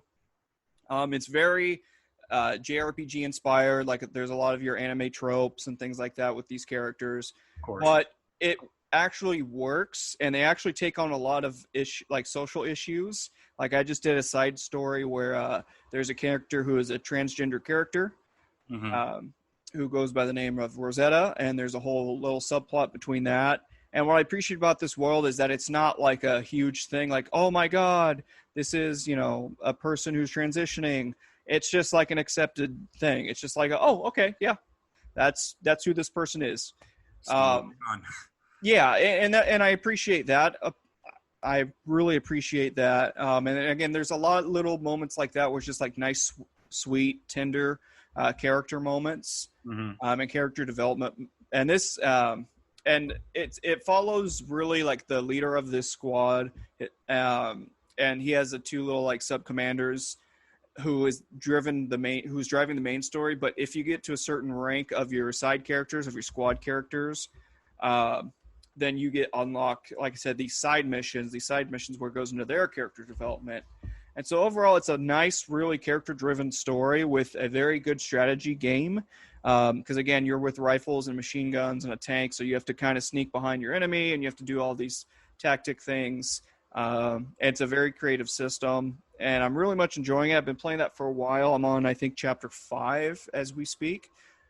So overall, I highly recommend it, especially if you're looking for something that's a light strategy game that tells a pretty good like anime story.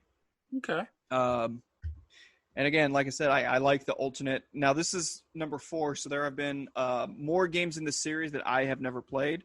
Mm-hmm. So I was a little worried coming into that, but this game does a good job of just kind of it's one of those like Star Trek episodes that we talked about in previous episodes, where it's like it just kind of drops you in, and you're introduced to the characters. You don't really need to know what happened on last week's episode to know what's going on in this week's episode.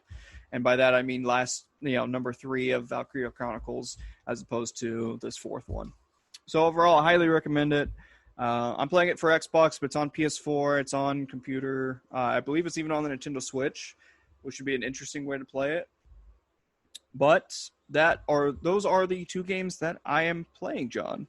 Now, Anthony, what are you not playing anymore, though? Oh, I am not playing Wastelanders 3 because of the fact that it keeps goddamn crashing. And because of the fucking fact, I dropped the F-bomb, so sorry, we're going to have to put an E by this, but... we were doing that a long time ago. Yeah, fair enough. Let your flag fly.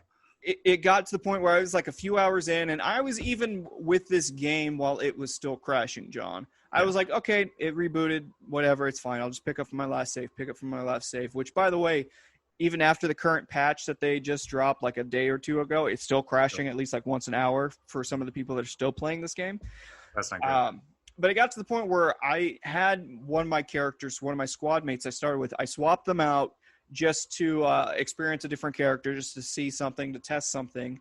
And I come back to swap out my original character back into the squad, and they took away all my skills that I spent 5 hours leveling up and crafting, and they took them all away and put it back to like a default state.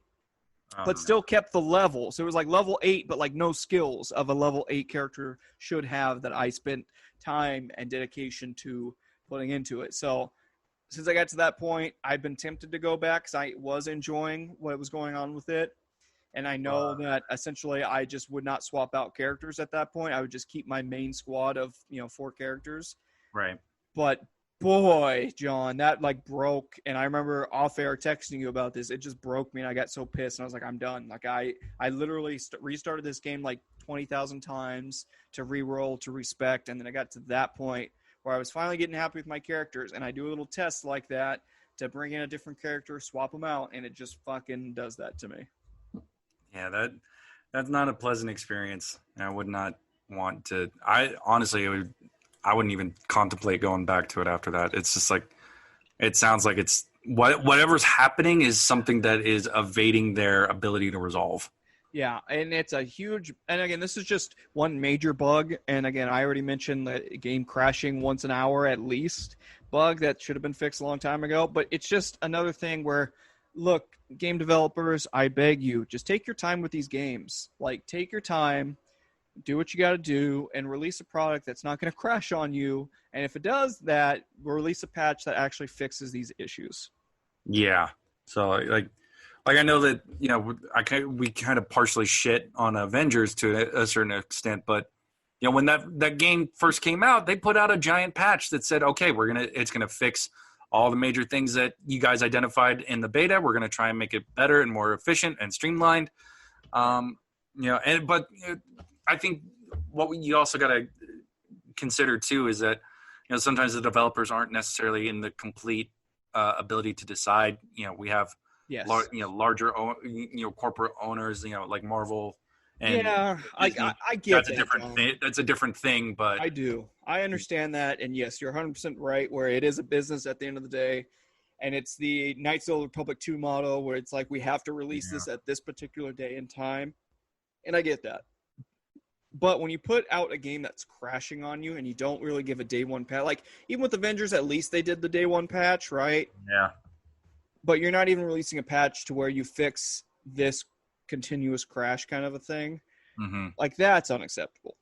No. Yeah. At a certain point, it just, it stops being the rationale stops being acceptable, and you just have to. At some point, you got to hold these people accountable for their actions of that, right? Like, I'm all forgiving, and I'm trying to be an understanding person when it comes to like this kind of a topic. But at the end of the day, they still have to own it, and they still have to be responsible and held accountable. Yeah, no, absolutely agree. I have one other thing. Ooh. We watched another movie. Okay. That I'm pretty sure you've watched many a time. We watched A Knight's Tale. Oh, yeah. Can we just talk about how great that fucking movie is? So I'm guessing it still holds up. Oh, fuck yeah. Alan Tudyk is the best side character in that movie. It has one of the great improvised scenes in any cinematic history. The scene where, Vision, the actor who plays Vision. Paul Bettany, where Paul Bettany's giving that lengthy speech, really bolstering up Heath Ledger's character, and the crowd is like silent. And then that side character is like, yay. That was totally improvised. And that was actually like... We looked into that, and apparently it was the extras were like Czech natives who did not speak any English. So they literally didn't understand what the hell was going on. And then Mark Addy, who played that sidekick Roland, and later became Robert Baratheon in Game of Thrones. Yes. For those folks at home who want to play internet bingo or something. Play Ludic Lounge Jeopardy. I think internet bingo is going to be the name of this episode. Yeah, that's probably better. I mean, to be honest, we're hitting every single thing you can think of across the I would say we should probably have the titular put like the name of the comic we're reviewing, and then semicolon or colon. Internet bingo. Internet bingo. There we go. That was some shop talk. Yes. But yeah, they didn't understand what Paul Bettany was saying, and then Mark Addy did his, and then they get, we're supposed to cheer. Yeah, which is amazing. I'm so glad they kept that in and didn't reshoot that, because it makes that scene that much better. I think a personal favorite of mine is one of those moments where Paul Bettany is doing those introductions for Ledger's character, and there's one where at the end where he just goes, "Man, I'm good." Yeah. I just appreciated that so much. All of those characters in there, just amazing. Absolutely. And like Heath Ledger is 21 goddamn years old in that movie, and he's just so freaking good. Yeah. It's such a damn shame what happened. Yeah. Just 7 years later, he's gone. Yeah. It's like, because I looked at when I was watching it was just like he's got some, and part of this is probably because they're both Australian, but it's like he's got some Hemsworth vibes in that movie at times. So like, and Hemsworth is great at comedy, which I wish everyone is seeing more because of Thor Ragnarok. But I wish that was something that was done more, just a little bit more action comedies. That's kind of a dying. I mean, you have comedic moments in action movies now, but not necessarily like action comedy genre. Yeah, I just want something a little bit like more balanced like this. I think where it's just like you're right. You do get those those comedy moments in action movies, but they're like it's all just about the action. This felt more like it was equal play between the two. Yeah, which is what I appreciated on this revisit. And speaking of things I appreciate, John. Yes, Anthony. Is I appreciate how only you can send us off into that beautiful sunset on this YouTube page and on our audio format for those of us who only listen via the vehicle of podcasts. For those who don't want to see our gorgeous, gorgeous faces, and mostly Anthony's chest hair. Oh, so much chest hair in this episode. All chest hair. Ladies, gentlemen, and gentle folk, you have been listening to another episode of the Ludic Loungecast. We hope you go out to your local comic book stores and pre-order Commanders in Crisis #1. Get that book now. Do it now. Get the book. Read it now. Anything is good for you. This is Arnold Schwarzenegger saying goodbye. Now, to take it back from Arnold, thank you for lounging with us, ladies, gentlemen, good folk. Good night. Bye!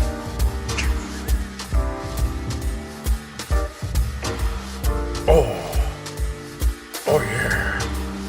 This is Al Pacino. On behalf of the Ludic Loungecast. Come on now with the podcasting. Ooh, yeah. You need more, yeah. Follow us on Twitter at Ludic Lounge. Oh yeah. Antonicus is at Rojo Loco 44. John is at @just_John. 0891. Oh, yeah. Need more drums. And I need more email. And you can email us at ludiclounge@gmail.com. Come on now.